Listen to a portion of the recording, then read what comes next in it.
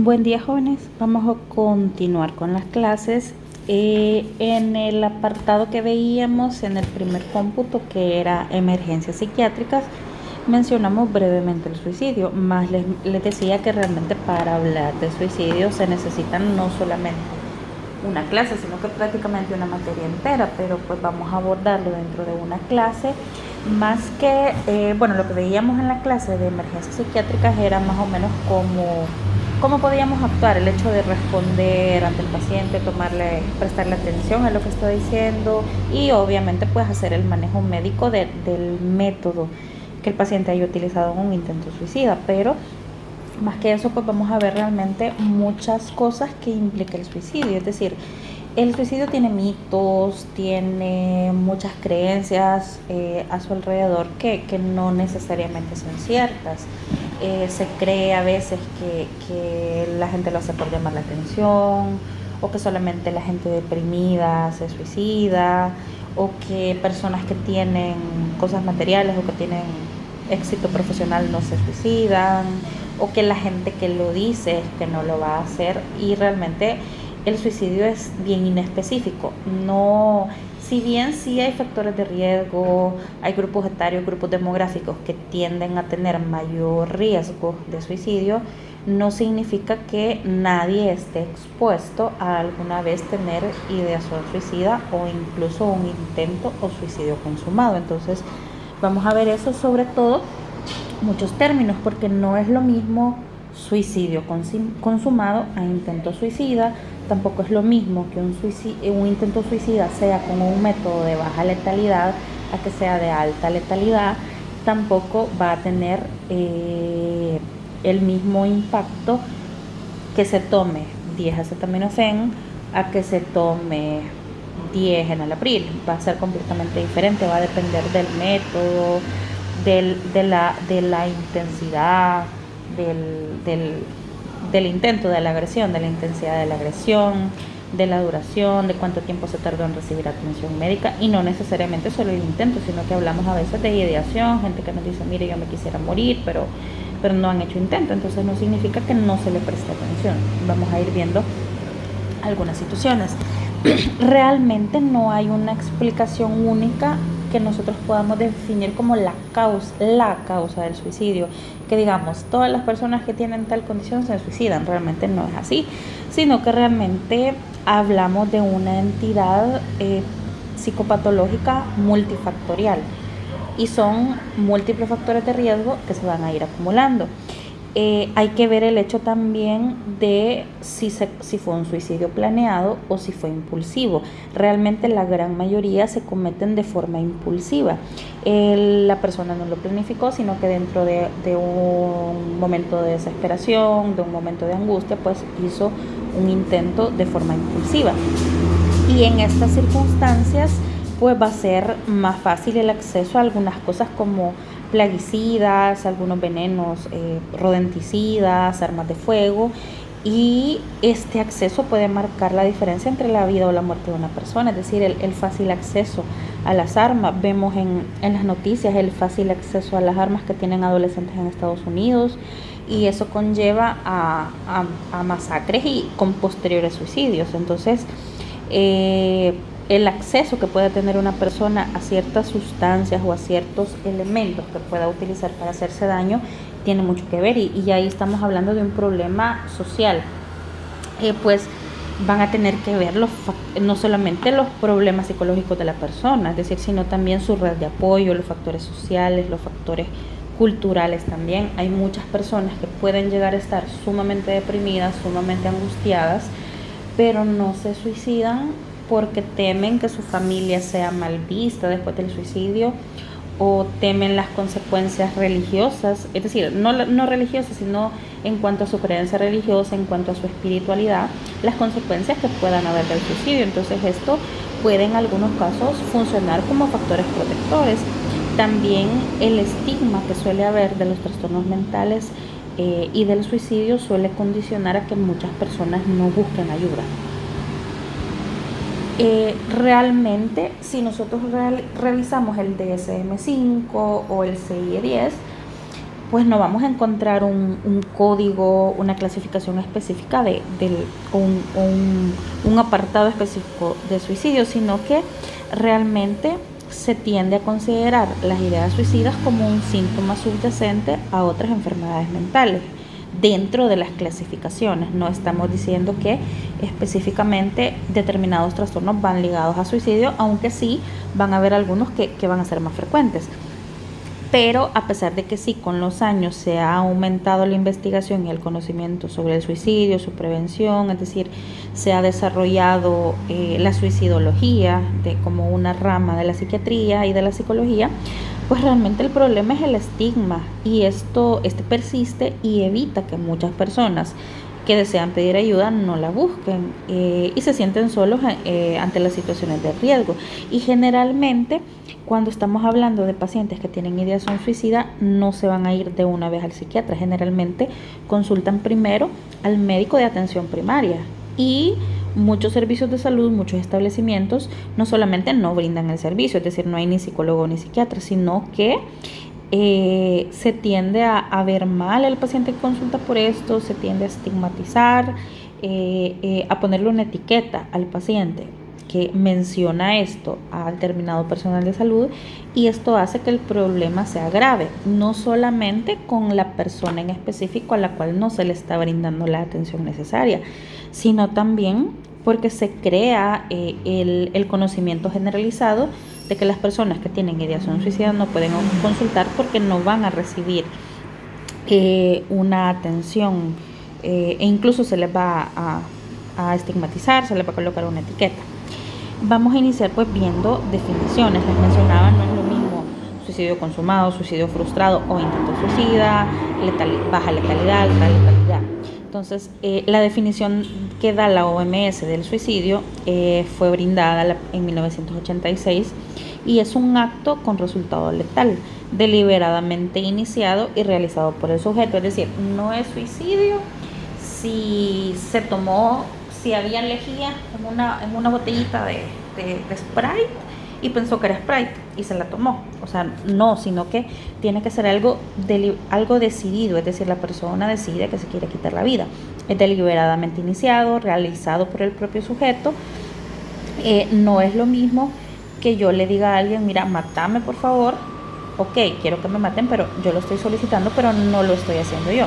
Entonces es un acto deliberadamente iniciado y realizado por la misma persona, sabiendo o esperando su resultado letal. Lo que les decía, no es lo mismo que alguien se trague, por ejemplo, 10 pastillas de diazepam pensando solamente que se quiere dormir, a que se las tome con la intención de morirse. Es completamente diferente. Entonces, el paciente espera obtener un resultado letal y a través de este pretende obtener los cambios deseados, es decir, dejar de vivir. El suicidio consumado pues es el intento de suicidio que sí resultó en muerte. Es decir, no todos los intentos de suicidio terminan en muerte, en suicidio consumado, sino que solamente una proporción. Entonces el concepto de suicidio consumado es el suicida que consiguió quitarse la vida como deseaba. Luego tenemos el suicidio frustrado, que fue cuando se produce una tentativa de suicidio pero no fue efectiva, sino que la persona que intentó suicidarse resultó ilesa o con secuelas, pero fue rescatada o fue impedido. Es decir, alguien se está intentando hacer algo y llega otra persona y lo impide. Ese sería suicidio frustrado. Generalmente pues se acude a que reciban atención médica y raras veces, a veces no se llama por atención psicológica. Ya el concepto de intento suicida ya es propiamente no el suicidio como tal, sino que es la conducta autolesiva que realiza el paciente, que no necesariamente tiene un resultado fatal y se acompaña por evidencia explícita o implícita de que la persona intentaba morir. Como les decía, el caso de la diazepam. Si la persona, por ejemplo, se empezó a despedir y después se tragó las 10 pastillas, esa es una evidencia implícita de que fue un intento suicida. Pero por ejemplo, si la persona Solo dijo, ya me voy a dormir, nos vemos mañana o algo así, y realmente lo que quería era dormirse. Entonces no hay una evidencia que el paciente deseaba morirse, a pesar de que sí, las 10 tabletas hayan sido un acto autodestructivo y que pudiese existir la posibilidad de que el resultado fuese la muerte. Ese es el intento.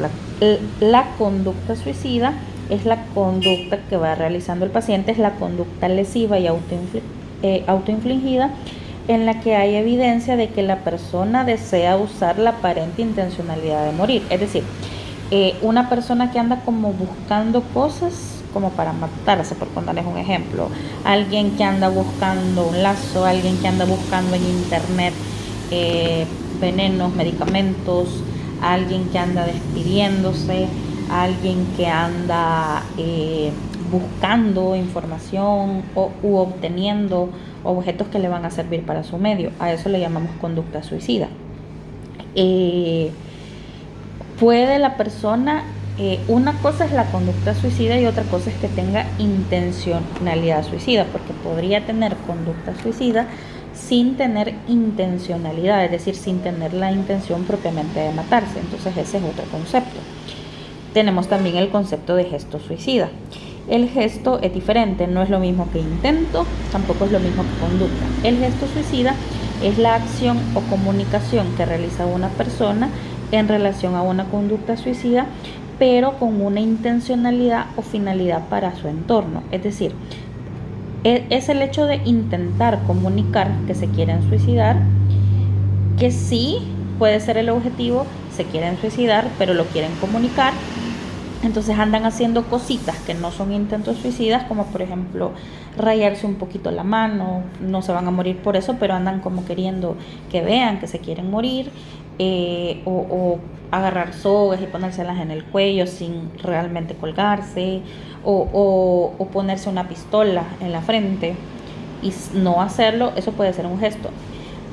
Los gestos son los que a veces se podrían tomar como indicios de manipulación, aunque no necesariamente. Puede ser una señal de alerta también. La persona está diciendo, tengo deseos de morirme, pero véanme, ayúdenme. Entonces no, ningún gesto, ninguna conducta suicida, por sencilla que sea, se tiene que tomar a la ligera. Para los factores de riesgo, les decía, son cosas multifactoriales, es decir, no solamente es la parte psicológica, tiene que ver un poco la parte biológica. Siempre cuando hagan sus historias, pues pregunten los antecedentes del paciente, si en su familia han habido intentos suicidas, han habido personas que padezcan de trastornos mentales. Pero si nos ponemos a indagar bien en las personas que cometen intentos, ya sea intentos impulsivos repetidos o un intento bien planificado, si buscamos en los antecedentes familiares, puede que encontremos carga genética. Además intervienen los factores ambientales. No es lo mismo una persona deprimida que tiene apoyo de su familia, de su iglesia, de su comunidad, de su equipo de fútbol, de sus compañeros de estudios, de sus compañeros de trabajo. La parte social influye mucho. Si bien el suicidio no tiene estatus social, no tiene estatus económico, la ideación suicida como tal, pero hay algunas cosas que nos pueden servir como factores protectores y otras como factores de riesgo. Y tiene mucho que ver aquí, por eso están a un lado la red de apoyo y el sistema de salud. ¿En qué consiste la red de apoyo? No solamente es la familia, también son los amigos, los grupos sociales, las iglesias son grupos sociales que pueden servir como factores protectores, equipos de fútbol, equipos comunitarios, directivas. Es decir, que la persona sienta que pertenezca a un grupo y que pueda ir y contarle cosas a personas que pertenecen a su grupo. En eso consiste en la red de apoyo, no solamente es la familia. Y también tiene que ver el sistema de salud. Si tenemos un sistema de salud que no le presta atención a la salud mental y que llega alguien angustiado a medianoche diciendo que está asustado porque se le vinieron ideas de quererse matar, y lo que hace el personal de salud es empezar a reírse o minimizar lo que el paciente está diciendo, pues este es un problema grave, sobre todo en países del tercer mundo. Se ve el suicidio de menos. Creen que la persona está intentando llamar la atención. Entonces este es un problema de salud pública bastante grave.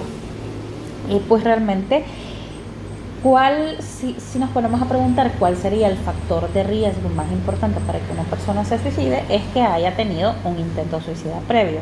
Es decir, una persona que ya intentó suicidarse tiene más posibilidades de volverlo a intentar que una persona que nunca lo ha hecho. Sí es cierto que existe un vínculo entre el suicidio y muchos trastornos mentales como depresión, consumo de sustancias, sobre todo alcohol, pero realmente la mayoría de los suicidios, como les decía al inicio, ocurren de forma impulsiva y en momentos de crisis.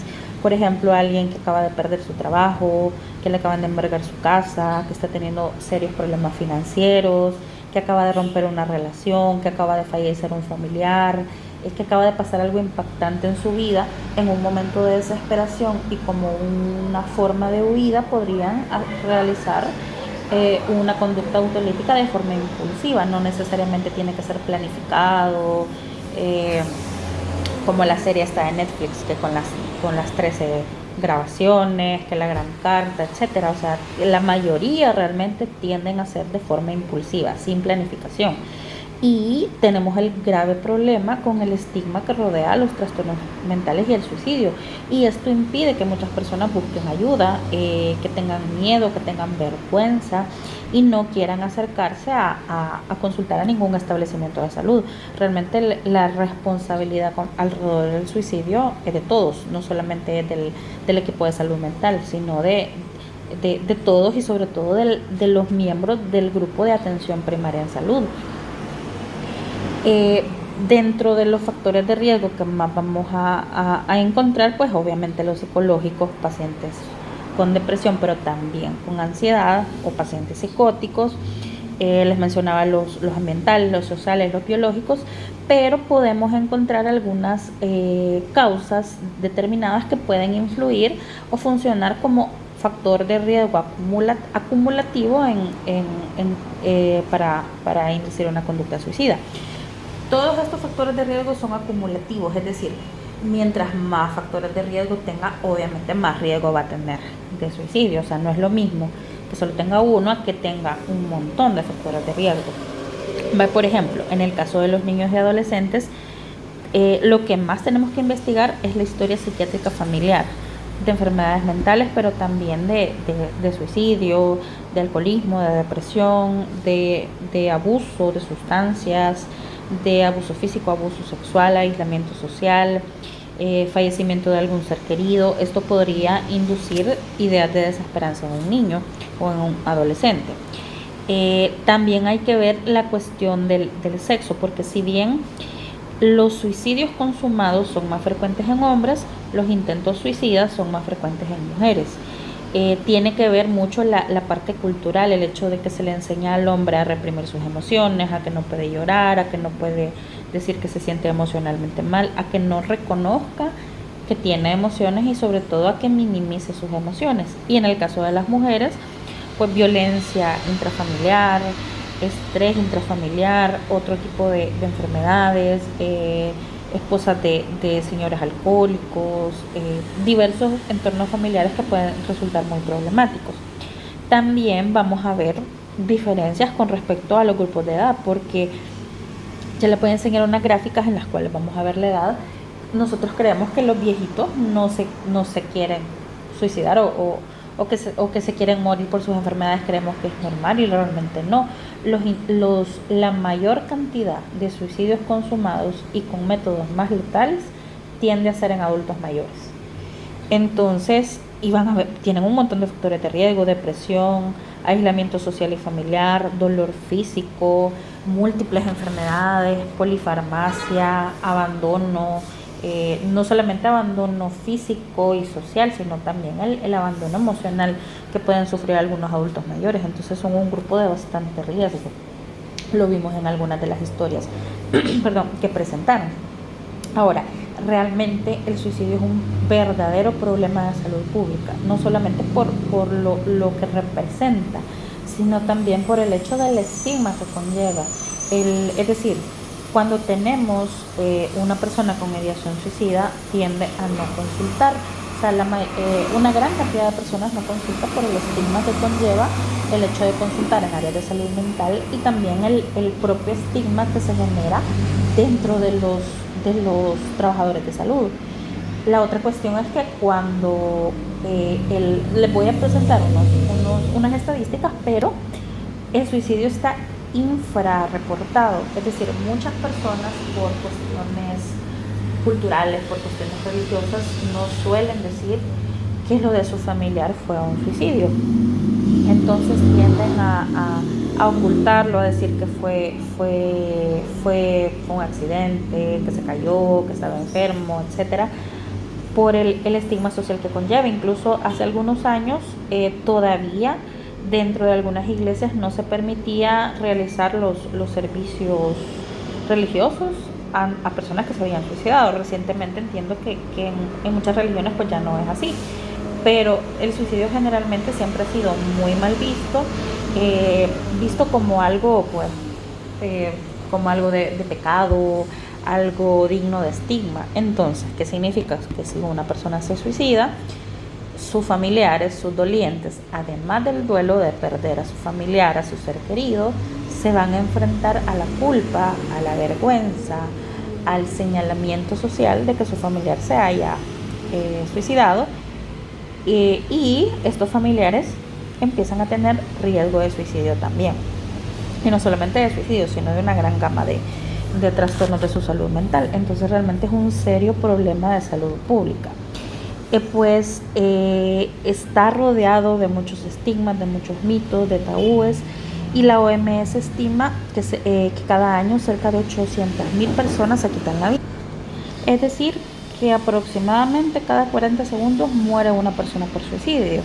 Y contrariamente a creencias generalizadas, los suicidios sí se pueden prevenir con intervenciones oportunas y generalmente a bajo costo, es decir, poder apoyar a una persona, poder decirle que todo está bien, que se tranquilice, y poderla derivar al profesional indicado, pues puede llegar a prevenir muchos intentos o muchos suicidios consumados. Y de hecho, por cada suicidio consumado se producen más de 20 intentos. Entonces, y puede ocurrir a cualquier edad. Sí, vamos a ver como los datos de los rangos más frecuentes, pero puede ocurrir a cualquier edad, incluso a edades que uno jamás se lo esperaría. Ya en la región de las Américas se registran alrededor de 100.000 muertes prematuras por suicidio. Recordemos estos datos que les estoy dando, pues el suicidio está infrarreportado, es decir, probablemente son muchísimos más, pero al menos estos son los datos que se logran recabar. Es la segunda causa principal de muerte entre jóvenes entre 15 a 29 años en todo el mundo, y suele ser de 3 a 4 veces más frecuente en hombres, es decir, más o menos alrededor del 75% de todas las muertes por suicidio. Y la tasa más alta se registra en la región de las Américas, pues se registra en hombres mayores de 70 años. Como les decía, generalmente van a haber más suicidios consumados en hombres, tienden a tener métodos más letales, y por la misma cuestión cultural de que se tiende a reprimir las emociones, y en adultos mayores. Entonces, hombre adulto mayor que está solo, que no tiene familia, que no tiene dinero, son muchos factores de riesgo. Entonces vamos a ver algunos datos nacionales. Estos están actualizados desde hasta 2020. Realmente los datos, si se fijan, son más o menos similares en todos los años.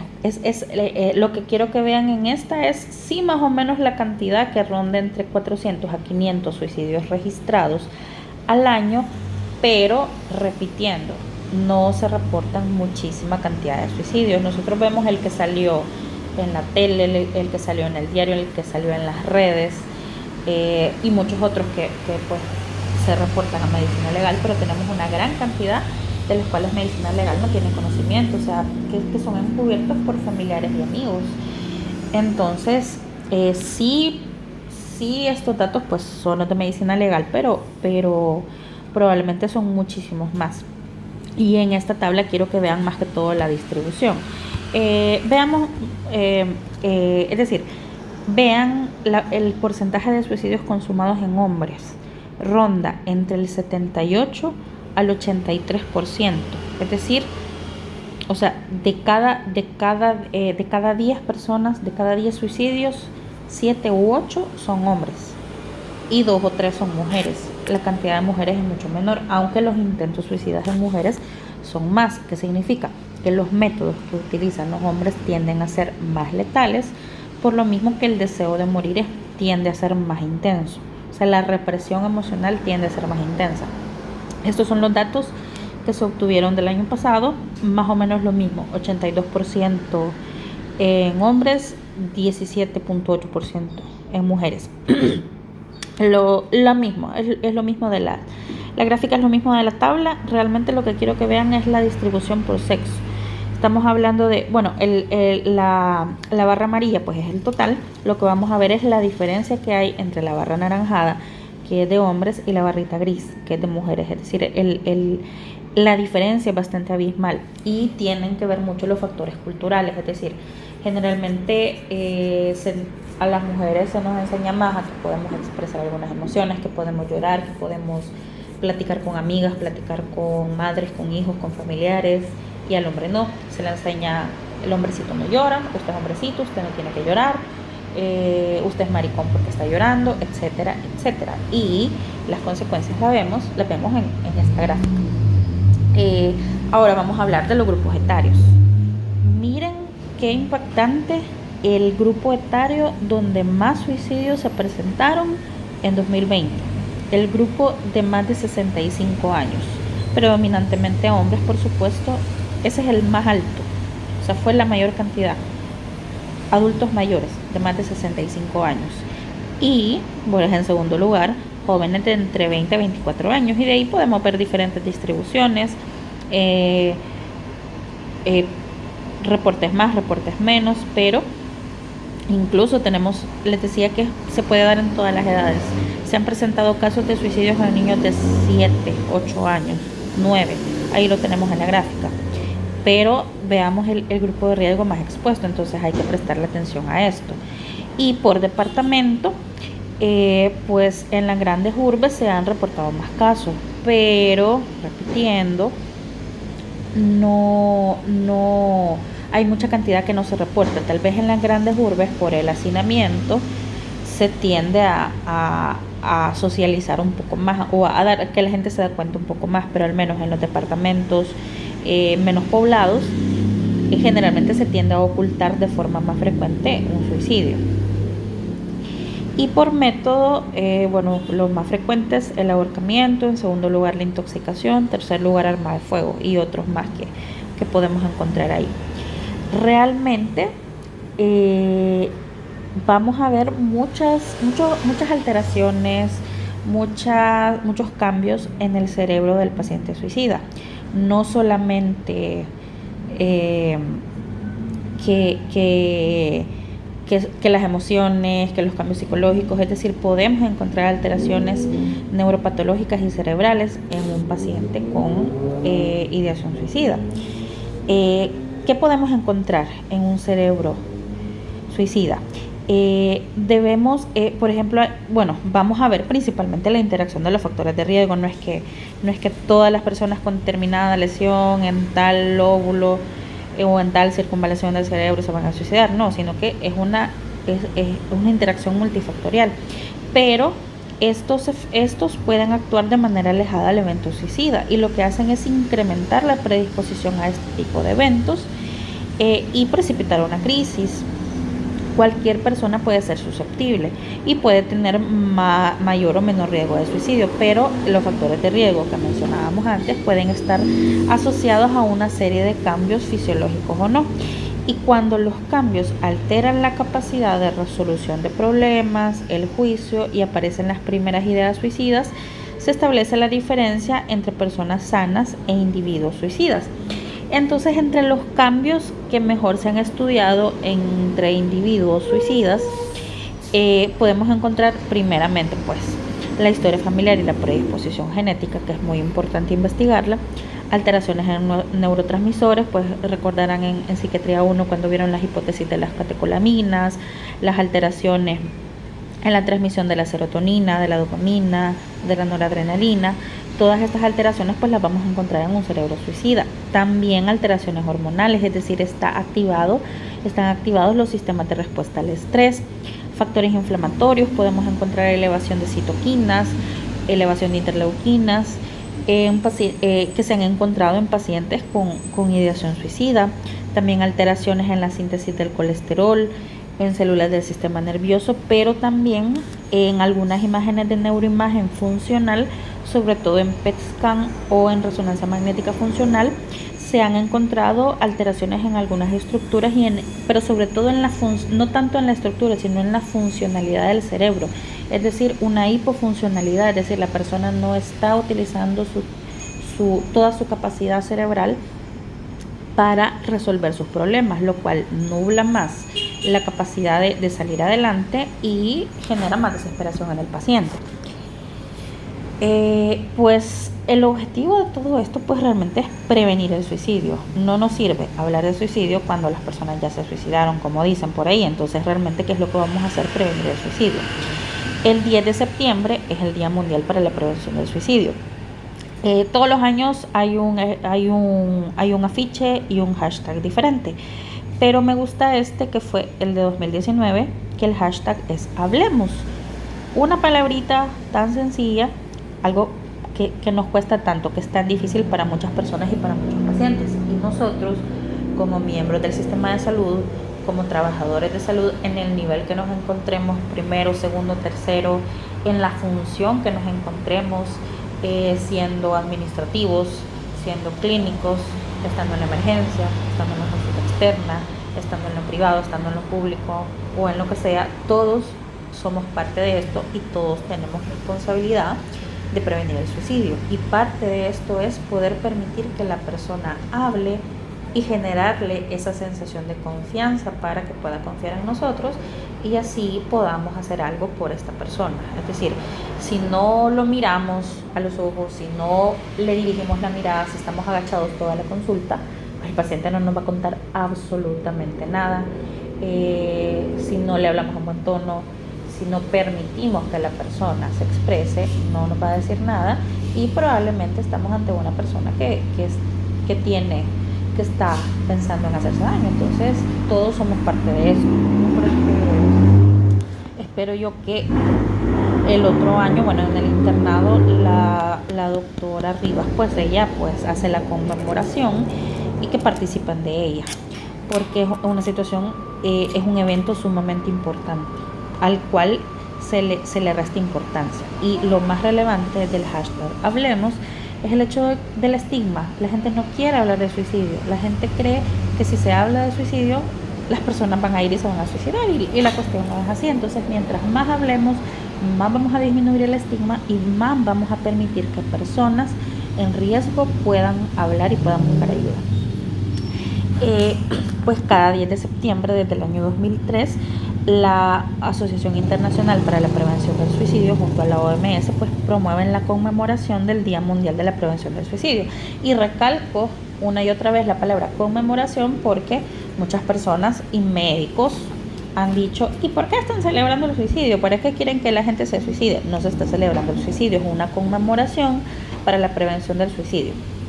Entonces, esta conmemoración brinda la oportunidad a personas de todo el mundo de crear conciencia sobre el suicidio y prevención en este. Y pues para 2020 me gustó este lema también, que fue trabajando juntos para prevenir el suicidio. Por juntos se refiere a todos y cada uno de nosotros, tanto personal de salud como personas de otras instancias, trabajadores sociales,